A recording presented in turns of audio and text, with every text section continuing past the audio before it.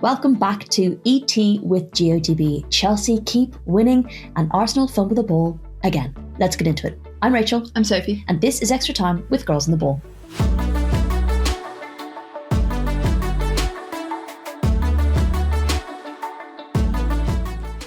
Welcome back to the latest episode, guys. Remember, this is your reminder at the beginning of the episode to make sure you're subscribed wherever you listen or wherever you're watching our podcast. Always love to hear from you too. Loving all the comments and the chats we've been having. Keep it nice, if that's okay. And do follow us across all of our socials. We're at Girls on the Ball on everything. And we do like to do kind of different things on different platforms like Instagram Lives and stuff like that. So always worth following us for that. Right, Sophie, we're ticking ever closer to the end. We've gotten the penultimate weekend out of the way. Not too much excitement. Chelsea carried on their unbeaten run, winning again. Arsenal had the opportunity to go second. Said, nah, we'd like to keep it exciting till the final weekend. And we had the Manchester derby, which was very spicy, very enjoyable. And I went to a game that meant nothing and was really, really enjoyable to watch. West Ham versus Aston Villa. We'll get into that. And you were at the Championship decider. So loads happening. Yeah, it's that weird end of the season, isn't it? Where everything feels like it should be sort of like tailing off, but actually it isn't. And even those things are decided and, maybe, well, not everything. I guess that second place is still the one thing to be decided. But even that, though that's the case, it still feels like quite busy, quite a lot to talk about, quite a lot going on. There's little things in each little game, I think, that, you know, or each individual game that kind of brings itself to the fore. Yeah, little things we can touch on in each of the fixtures, which we are going to go through. You, of course, are going to give us Sophie's standout moment of the week. You're also going to give us a player of the week. Yes. Okay. And you act surprised every week. Let's keep that up right until the end of the season. You may as well. Don't change now. But yes, we're going to do that. And are you going to do a team of the week, or is it too close to the end of the season and we may as well do a team of the season? I am, but not on this pod. Okay, fair enough. I wasn't warned about that That's in fine. advance. So keep an eye on our channels. I will be putting it out. You will? Yes. Fantastic. But I haven't actually thought about it yet. That's fine. I have like bits of the jigsaw. Right. In place. This is always tricky as well. It's Tuesday, and because of the Monday game, there was no point doing a Monday pod before the Monday game, which has kind of thrown us a little bit. But yeah, if you're following us on our socials, you will then see Sophie's our team of the week that we'll do collectively, because I have watched quite a few of the games. Right, let's run through the fixtures.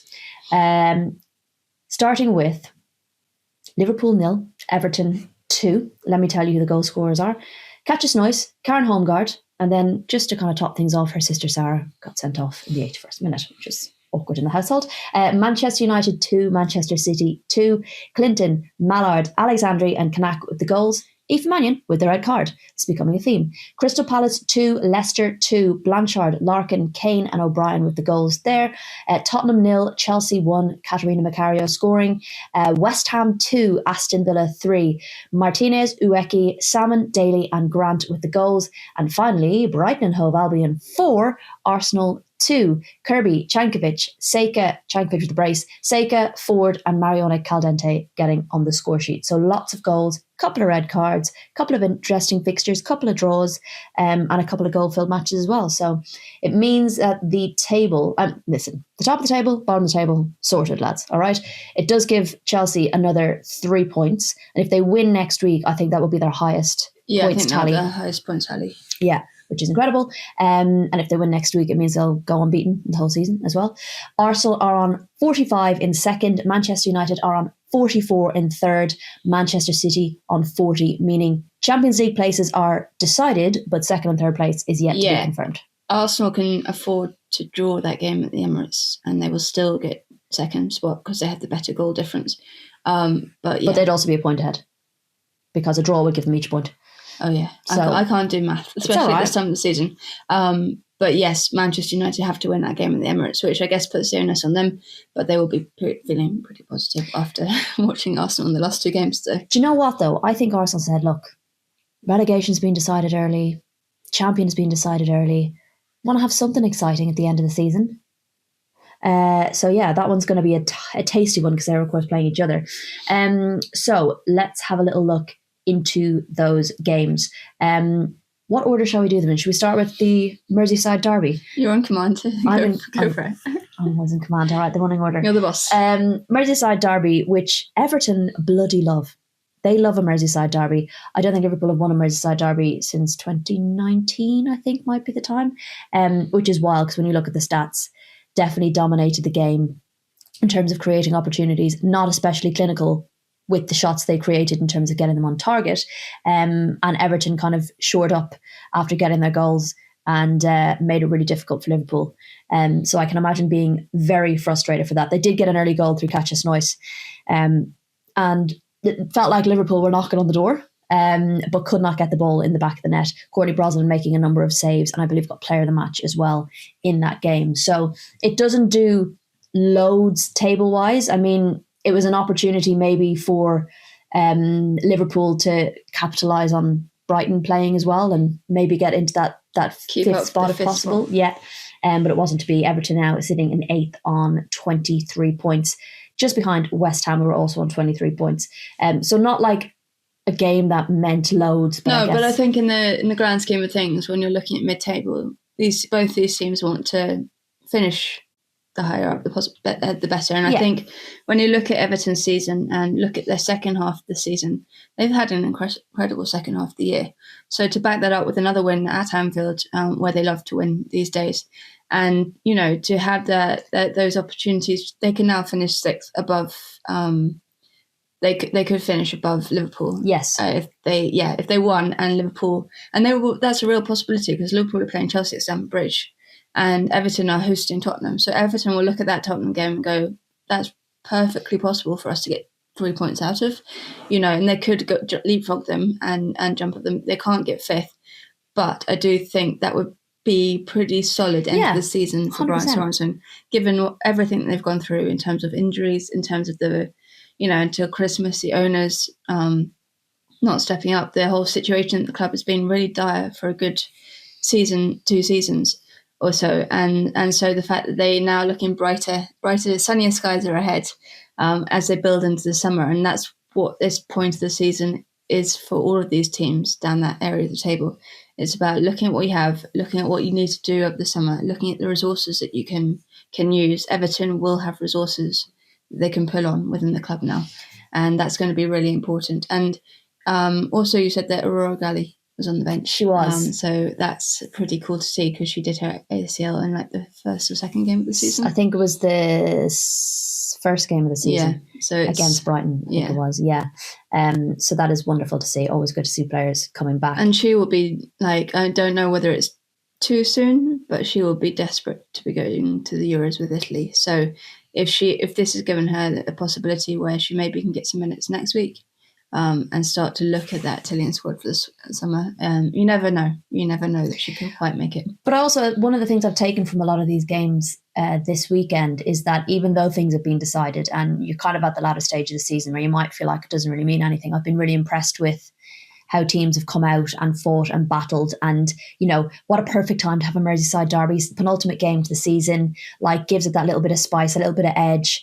I think what we forget about maybe a little bit is that a lot of these players will be fighting for their futures as well. Mm-hmm. And that's maybe what you're seeing in terms of, performances and why people are stepping up. Someone like an Everton or like when we think about Aston Villa in the last 2 games, they've got players there. I think we'll come on to it, but I think 10 Aston Villa players are out of contract. Players are looking to step up and say, you want me next year. You want to keep me. And I think that's probably why we've seen the performance levels continue and the competitiveness continue, because it's not just a holiday yet. Yeah, but also edging towards the Euros. It's another opportunity to stamp your claim of potentially getting picked for your national team. So Manchester derby, very spicy. Really enjoyed this. This game definitely delivered. I love now that the Manchester derby is never really feels too much like a one-sided thing. Even if there's been games where one team is kind of maybe won more comfortably than the other, it just feels like there's an awful lot more spice to it now. It was at Old Trafford, of course, and we saw Lauren Hemp and Alex Greenwood back, and I think we saw kind of glimpses of the old Manchester City as well, like seeing how quickly they settled in. And Leila Habi went off injured and Alex Greenwood had to step across into left back, which isn't an alien position for her, but still to not only be just coming back, but then be coming back and having to step across. I thought she did a really good job. It was a real, I know I said feisty encounter, but it really was. Challenges flying in, really good opportunities created. Manchester United could have gone ahead early on. A very soft free, I think it was against Elizabeth Turland, because she put two hands on the back of Laia Alexandri, I believe it was, and the ref deemed that it stopped her from getting across to kind of impact the shot on goal. I think they got away with one there. I think the problem is when you do. Especially seeing that live, I was very impressed that it got caught. Oh, well, yeah, once you see that movement of the two hands on the back, I think the referee automatically, no matter how much you contact, the initial thought is, two hands on the back. Sure. I saw it a number of times this weekend and it wasn't even called for a foul, but I just felt it was a little bit soft. So I thought Manchester United started really brightly and unlucky not to go ahead. And then Manchester City built into the first half, getting those two goals. Laia Alexandri stepped up, little twinkle toes, danced between the defence and the United box and unleashed an absolute worldie. Nothing Valentin Joyce could have done about it, who also had a very good game. So a beautiful goal to kick us off. And then Rebecca Kanak stepping up 4 minutes later, bullet header, super header. The speed that she came in and connected with that ball was incredible. And suddenly City's tails were up and they thought, we're in this, like we've got this game. The momentum shifted a little bit. But Man United said, no, hang on. The first half may be nearly over, but Grace Clinton, another super goal from her, brought that deficit back to 2-1. And it just felt like, because there was quite a bit of injury time, Jade Riviere unfortunately went off injured. Hopefully nothing too serious, because she's been having a very good season. But it just, I think maybe City thought, okay, we can get into this half 2-0 up. This is great. Getting that goal back just gave United that little bit more. We've talked so much about timings of goals this season and across the league, and I think it's been so crucial for every single team about when they concede or when they score goals. And this was another example. Even though you're going in still ahead, you're just not quite comfortable enough, and maybe that doubt starts to creep in that they're still in it, they're still in this one. And you've seen it with Arsenal against Lyon, they scored at the right times in that one, but in the home leg they conceded at the wrong times. The last two games they've conceded at the wrong times. Yeah, but it's the same across the league. It used to be a big problem for West Ham, early in the season. They do so well in games and then they'd concede in the 87th, 89th minute. Same for like Crystal Palace at times. They'd fight till the end and then they concede in that 93rd minute and it's an absolute killer. I think all teams have been victim to it and also been implementers of it. Yeah. So, it just changes the whole momentum of the game. So, yeah, as I said, it felt a bit like a heavyweight bout where two sides were taking knocks out of each other. And I thought for the two central defenders to come up and be the ones scoring the goals, because understandably with the injuries, sometimes goals have been coming from slightly more unusual places. Kasparai almost had an absolute worldie in the first half as well. But second half, Melvin Mallard came on. What a difference she made. So direct, balls over the top, such direct running.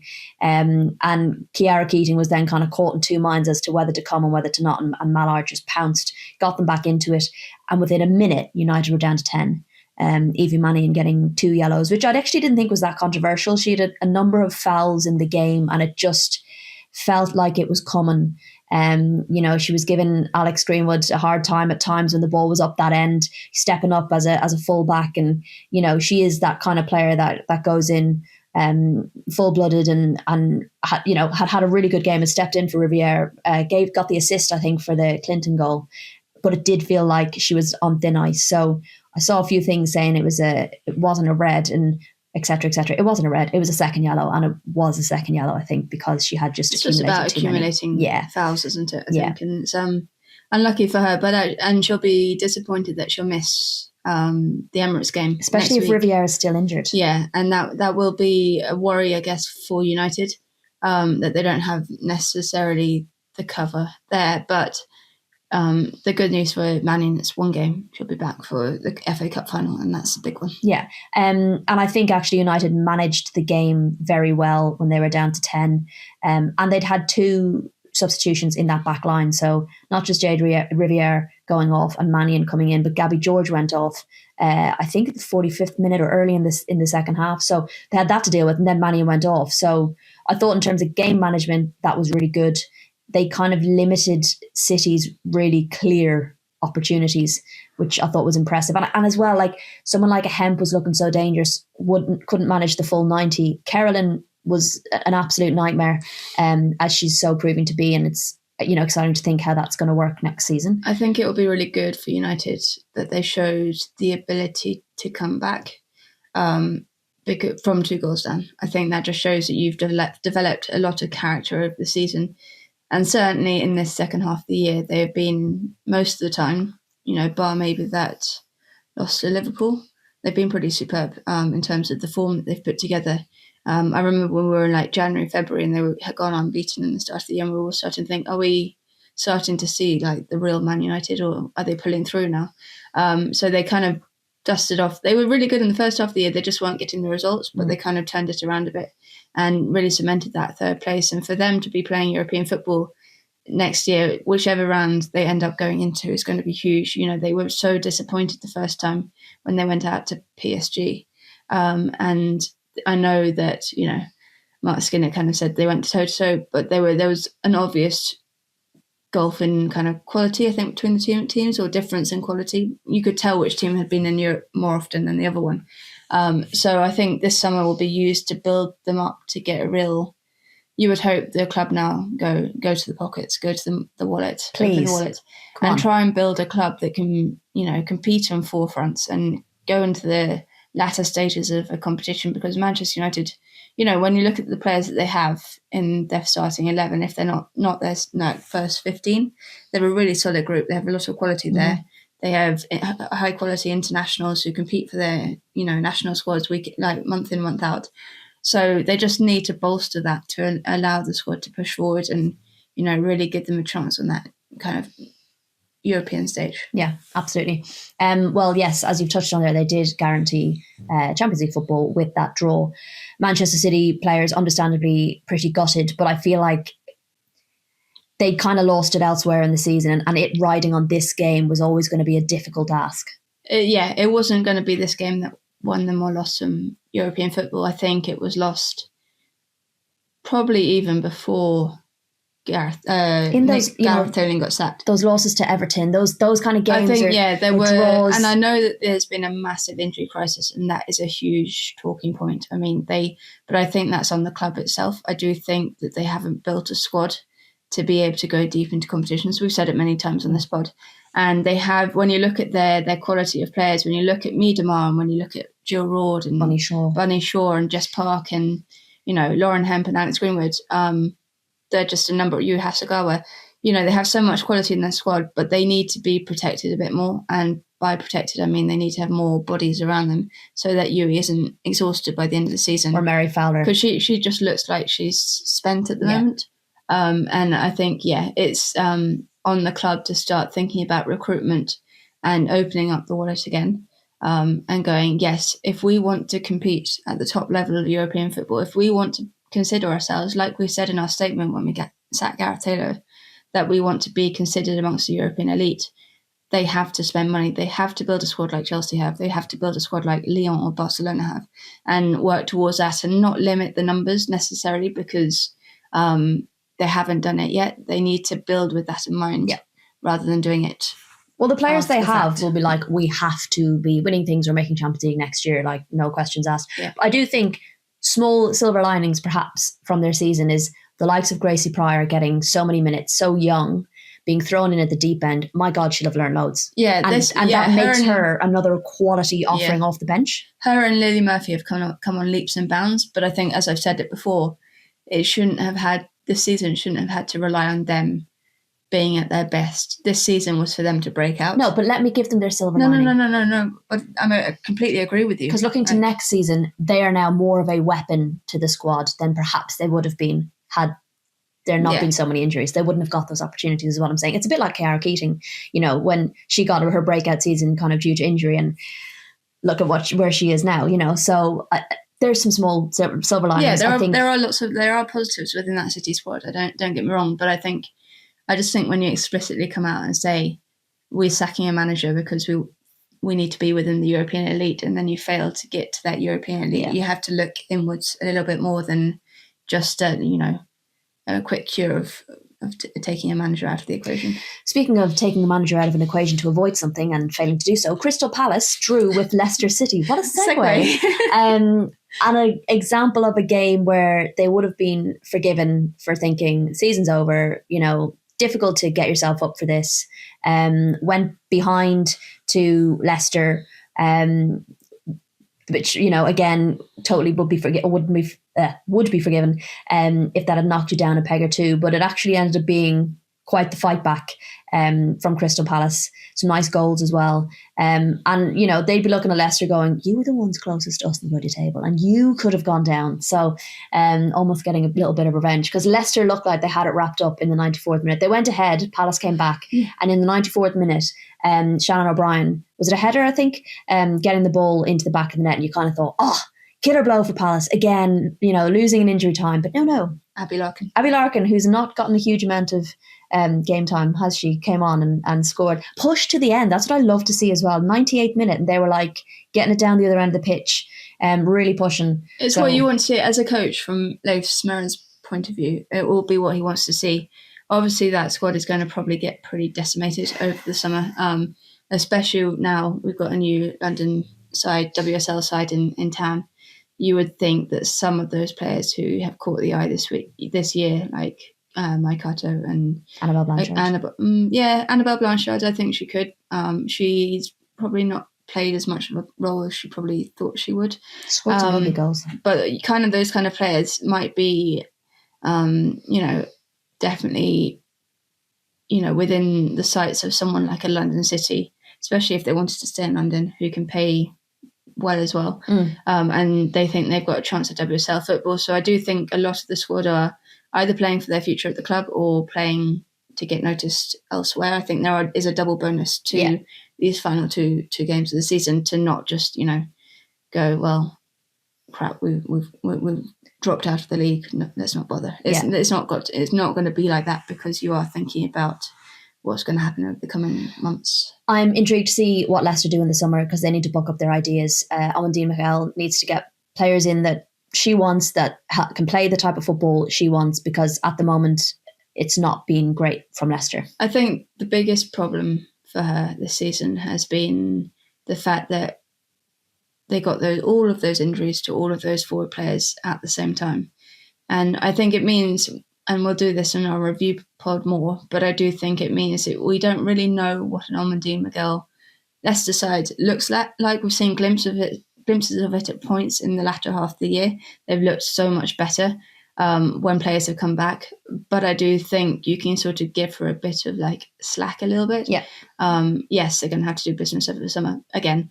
But I do think it's a bit of an unfair reflection on her, because she's had to deal with so much. It was a bit like Natalia Arroyo, where the first few games you were like, you don't really know what to expect from her, because she's come in now and suddenly fighting a relegation fight that she maybe didn't think she'd have. So yeah, I guess a bit like that. So we'll see next season how they get on. Tottenham Hotspur 0, Chelsea 1 at the Tottenham Hotspur Stadium. Chelsea winning again.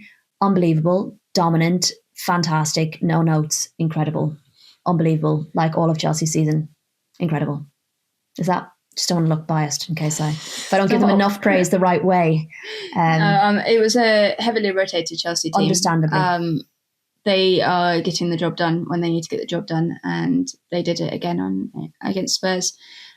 Maybe a trickier game than they thought at times, but yeah, I think they are just now looking at that unbeaten record and wanting to get it to the end of the season. It's good to have that though, isn't it? Like when you've won it with 2 games to go, it's something else. Gives you something to really aim for and to keep going. And yes, it's only a stat in a way, but pretty incredible. But teams become legendary when they have an invincible season, and if they can do that and then wrap up the FA Cup, then they go down in history as one of the last time a team did that was Arsenal in the Champions League when they won the UEFA Women's that long ago, 2002, 2007, 2008, I think was the last time.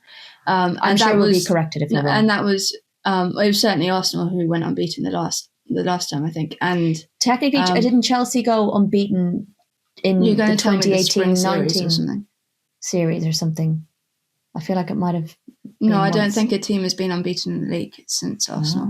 But Again, we know you'll correct me. us. Correct me if I'm wrong. I don't mind being corrected, but I'm pretty sure Arsenal's Invincibles on the women's side were the last team to do so, and that was before the professional era. So I think in the professional era, Chelsea will be the first team to have done it. Right. Okay. For Tottenham, though, you feel like there's some positives they can take out of it, and that like they weren't absolutely hammered by Chelsea. I'd say they'd be frustrated maybe not to get a goal, but like that's something they've struggled with this season. Yeah, but so is defending. Defending's been a big problem this season. I think they'll take a lot from that. For Robert now is just they have to go back to the drawing board a bit. But I think that game, keeping it narrow, keeping it tight, will just show them that there is something about them that maybe they can keep it together. Okay.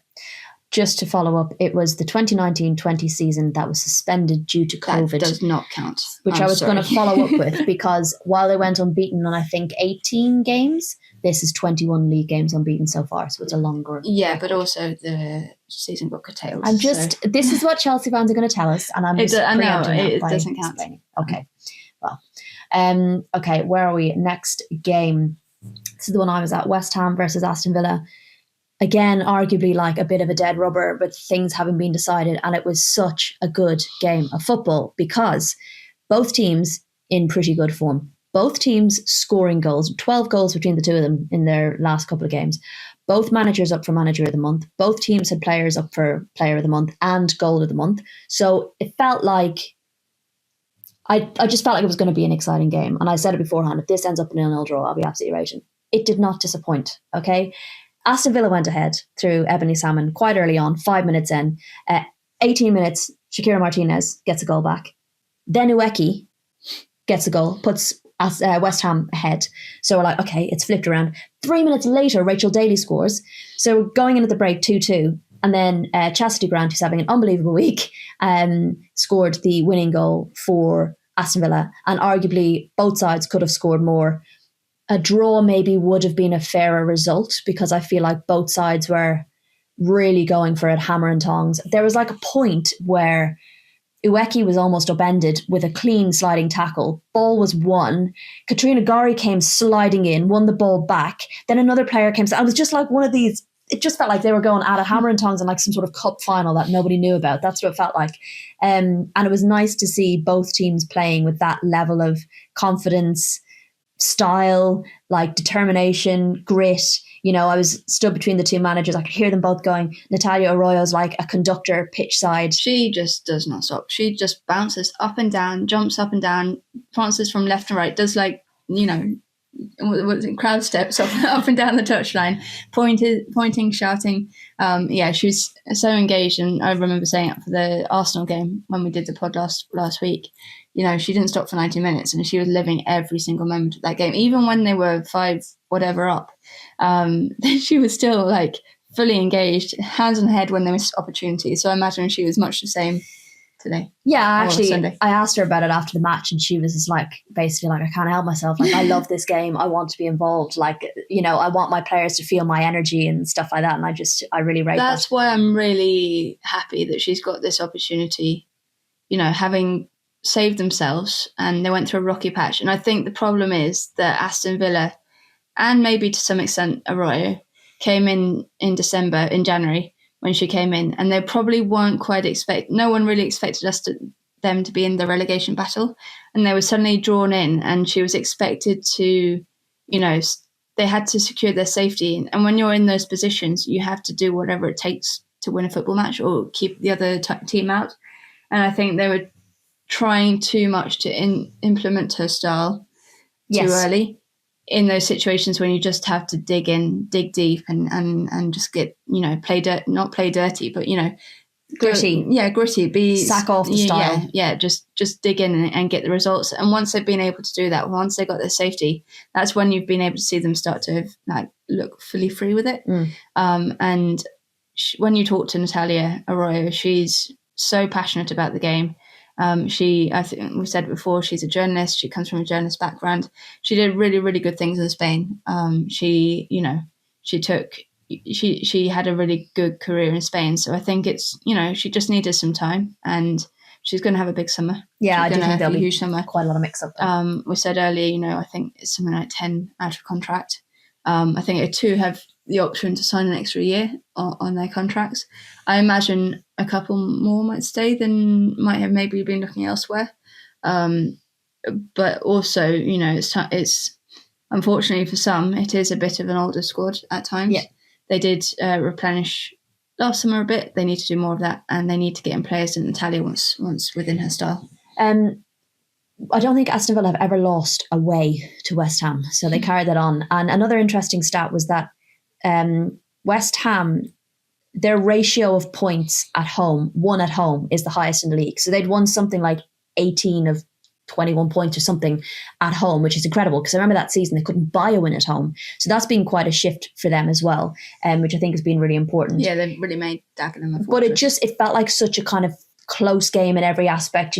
29 tackles won to 21, 20 total tackles, I should say, 21 one tackles to 18, 51 duels won to 47. Like, it just felt every kind of aspect of the pitch felt really close. And just a very enjoyable game. And if you're at a loose end looking for 90 minutes to kill, I would actually recommend going back and watching it. That's how much I enjoyed it. And I said this on Upfront today, in case you haven't listened to it already, that my highlight of the week was that I actually felt like I'd assisted a goal.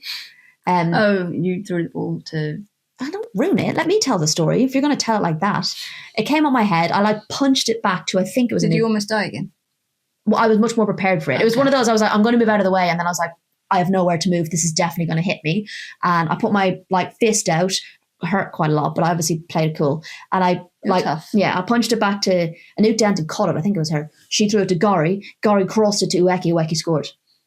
And I just felt like, do you remember that ball boy when Jose Mourinho at Tottenham? Yes. And he threw the ball to the player, and the player, I was a bit like that. That's what I felt like. So do you think you need to be invited in to have dinner with the players? Because that's what happened to the ball boy. Yeah. I mean, West Ham ultimately lost the game, but true. I'll take it. Anyway, the reason this pod is going out on Tuesday is because there was a game on Monday, and it was Brighton versus Arsenal. Arsenal had the chance to wrap up second place and be comfortable going into that game about Manchester United. And they said, no, let's not. This was an interesting game. Brighton, again, have a very good record at home this season. They have a very good press, which kind of not slipped away from them this half of the season, but they kind of lost their rhythm a little bit, which they seem to have been so wedded to at the beginning of the season, and they were so ingrained in the style that they were playing, and it just kind of went wayward a little bit in the first half of this year. But it feels like it's been coming back now, and it was on full display. Arsenal, normally a team who are good at getting out of a press, struggled to get out of this Brighton press. Yeah. Didn't help themselves at times. They don't maybe look as confident when Zinsberger's in goal, perhaps, whether it's that Daphne van Domselaar is just a little bit better with her feet and her distribution. But they were just making silly mistakes at times, but that was equally down to Brighton's press. I think Brighton had definitely watched the Villa game and gone, we'll have a bit of that. Because the transition, it was Arsenal were caught in transition moments so many times. And balls over the top. And they were really loose in possession as well at times. I think Zinsberger's distribution didn't help because it stopped the poor distribution, stopped players looking for her. And I think the way Arsenal play and the way they use Daphne van Domselaar very much involves the keeper in that build-up play at the back. But then also it stops them, I think the third goal, the second Jankovic goal, where Zinsberger just passes it straight out to her, just kind of summed it up a little bit, like what was the problem?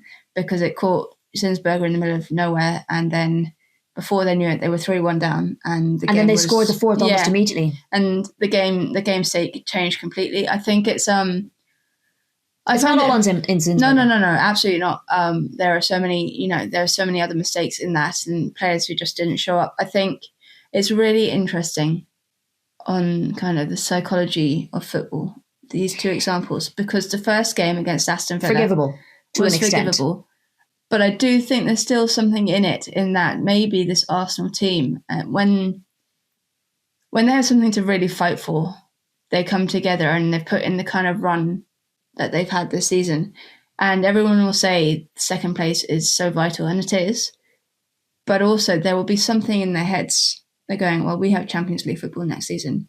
You want to finish second, but there's like that kind of latent complacency that, their eyes are in Lisbon. And I do think it's not an excuse, but there is something in the psychology of this end of the season. And when you don't have all that much to play for, and when you have the biggest game of your life on the horizon, how that impacts players and how they play. And that's not to say that, as I said, it's not an excuse. They have to be better. They can't be doing that. Well, is that not something they need to work on? Professional players shouldn't be doing that in the game. I do think the problem is when you go 3-1 down, you're then chasing a game and you're leaving yourself exposed. So the ability for you to be exploited because you're stretched. I do still think that back line is a problem against transitional teams. I do think the left side in particular, I think I've said it before, Steph Catley has performed admirably at centre-back. But I think when you're looking for the future and when you're looking for someone to partner Leah Williamson, there are obvious things you need to balance that out with. And I think when you're putting in a left back at centre back who quite clearly can't distribute the ball as much as you'd want her to, and maybe with Leah Williamson as well, you need a player who, I just was watching it so many times, and Steph Catley would push out and then miss the ball, and then Brighton would counter and they come back at them, and it was just Leah Williamson left stranded at the back, or vice versa. It's just that balance isn't quite there with those two, I think, and that's something to look at over the summer, because I think in particular Leah adds so much to the team in terms of her progression and her ball playing and her passes out from the back. That's part of Arsenal's style of the way they want to play football. They need to find a centre-back partner for her that really complements her, so picks up on the part of the game that she can't do, or that is different to her, so that you have a balance in that back line. Yeah, I just think there are frailties that they're less reoccurring, but they're still there. And then you get their evidenced again, where it's like it can still happen, where it's one thing going 1 or 2 down, but to kind of completely kind of fall apart in the way that they did 2 games in a row. You think you learn from the first one, you can put it off to changes, or, I mean, it's still unacceptable, but you put it off to changes, you put it off to mentality, psychology. But to do it again against Brighton, against a team that presses high, how they want to play, I just didn't feel like they'd set up for that. And I think actually Brighton's setup and Kiko Seika being a bit more direct threw Arsenal off a little bit, and they struggle with the 3 at the back, and they also struggle with that kind of forward play. I think it's also a really interesting thing about a game of football, because Arsenal had the chances to be like 4-1 up at the break. That forward option. There's also shout out Sophie Bagley, who I thought was absolutely brilliant. 10 saves, I think. Yeah. She properly kept her side in it. And gave them the platform to build off. And also Caitlin Hayes, I thought, was superb. But I don't think Sophie Bagley wasn't meant to start. There was an injury. There was an injury to Melina Lueck in the warm-up. So she came in, performed unbelievably. And when you have a keeper who's making those kind of saves, 10 saves, you give yourself all of the chance to go on and win a game. I also think, this is a ridiculous stat.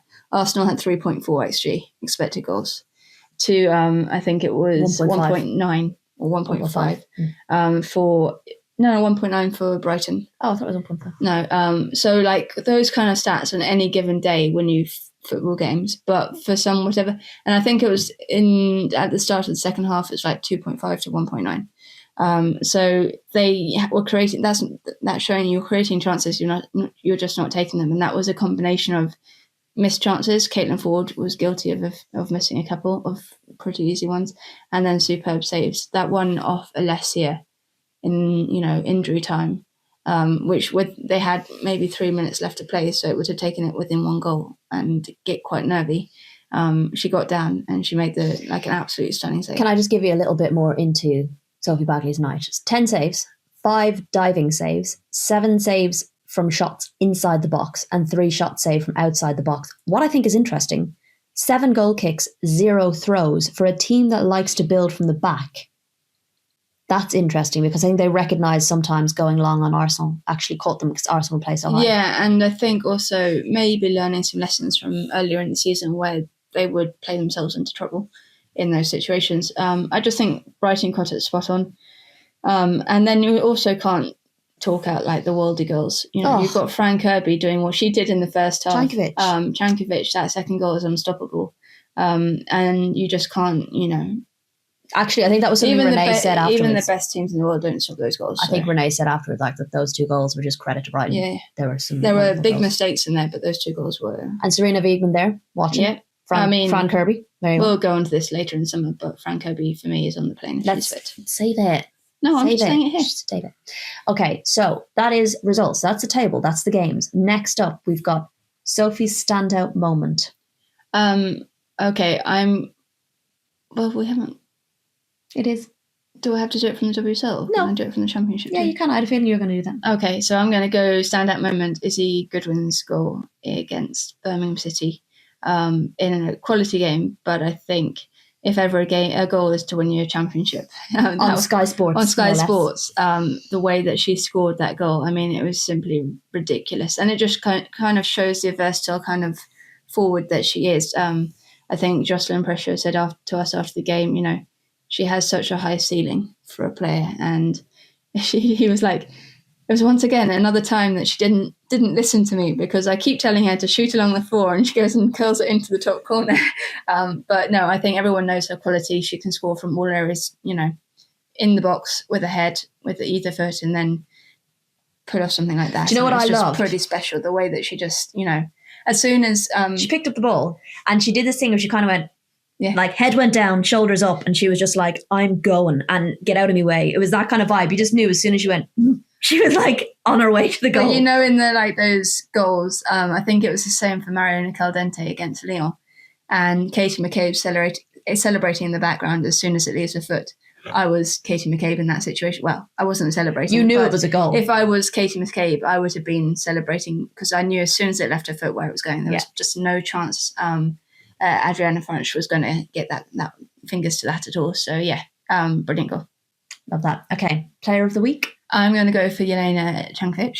I think she has at times had a really tricky season and had maybe a really tricky time in England in terms of not getting a lot of game time or a lot of minutes or a lot of form because of that, because she's lacked consistency a bit. But for her to get her moment against Arsenal, I think she's come into the team when Fran Kirby got injured. She's done pretty well for Brighton, and people didn't really understand how, including myself, how her and Kirby could play together necessarily. But the first goal was absolutely unbelievable, and the second goal she just capitalised on. It's cheeky, capitalised on. She was really alert to Arsenal's error. So I just think she deserves her flowers. Love that. Very nice. Okay, you touched on the Championship there, which was, of course, wrapped up this weekend. The results are as follows. Blackburn 1, Newcastle United 5, Durham 2, Bristol City 0, Southampton 0, Charlton 2, Sunderland 2, Sheffield 1, Birmingham City 2, London City Lionesses 2. A draw enough for London City Lionesses to clinch it in the end. They ended at the top of the table on 43 points, with Birmingham City on 41 and Charlton in third on 37. And of course, Sheffield had already been relegated on 7 points. Blackburn finished on 12, and Portsmouth, a great escape from them, finished on 13. So as ever, an exciting season. A game to sum up the Championship and to sum up the seasons, not just this season, but the seasons gone by, for it to be that dramatic, that close, that competitive, to be on Sky Sports for the first time. I think it shows everything that the Championship is about. And the people who watch the Championship regularly have been crying out for years that it needs more visibility. It's a league that needs to be shown it. The problem is that it hasn't had eyeballs on it, and that's because games haven't been shown regularly, and so you don't know the players unless you go to the grounds and you don't get used to the styles of play and all of that. Next season that changes. Every single game will be on YouTube, which is going to be big for the league. It's so important in terms of investment as well. You've got some really big owners in there still. I know Michelle Kang has gone up to the WSL, but the Birmingham City owners, they're going to spend money to make sure that the same thing doesn't happen again. Got Newcastle spending money. You've got, coming down. Crystal Palace are still, they'll have to decide what they want to do, but they're still a Premiership-backed club. So it's, there's a lot of, Durham now have a new owner. The two people who won the lottery have come in as well. So there is going to be a step up, I think, amongst most of the teams in terms of investment and funding. Those who don't invest are going to feel sorry for themselves very soon, I think, because when you look at Nottingham Forest as well, coming through, they've got money that they want to spend. And not to go, football isn't all about money, no, it's not. But football at this, in the women's game at the moment, you don't need to spend an awful lot to be successful in the grand scheme of things. And in the grand scheme of the clubs. Yeah, in the grand scheme of life. Really, you spend... We all look at Michelle Kang and what she put into the club. If others can match it, they can absolutely compete for success, I think, at the top of the table. So, and Birmingham showed it this year in terms of what they're investing. So I think it's going to be a really interesting year next year. It's going to be super competitive once again. It has been for the last few seasons. I really hope they open up more teams going up. It needs to expand. Both teams need to expand. As Tom Garry tweeted after the game, wouldn't it be great to have a championship playoff for the second spot? So if you had two going up to the WSL, then you'd have, I think on this table, it would be Birmingham, Charlton, Durham and Newcastle playing in the playoff semi-finals and final. That would be definitely a way to get eyeballs on the sport. And you think broadcasters and investors as well. So, especially investors, because if you have a chance of getting promoted, finishing fourth, you're going to just put in that little bit more investment. It might not quite get you up to first in that particular season, but if you can even get to fourth and give yourself a chance. Yeah. Well, if you add in the playoff, then more reward. And then you get those 2 extra games at the end of the season anyway. So I think there's a lot to be done with the championship. We are so lucky in this country to have a pyramid system and a league below the WSL that has quality and competitiveness in it, if not the investment quite yet. And not many countries in women's football have that at the moment. So why not utilise it, and why not use it as an investment opportunity and a way to build the sport rather than trying to basically hide it in the shadows?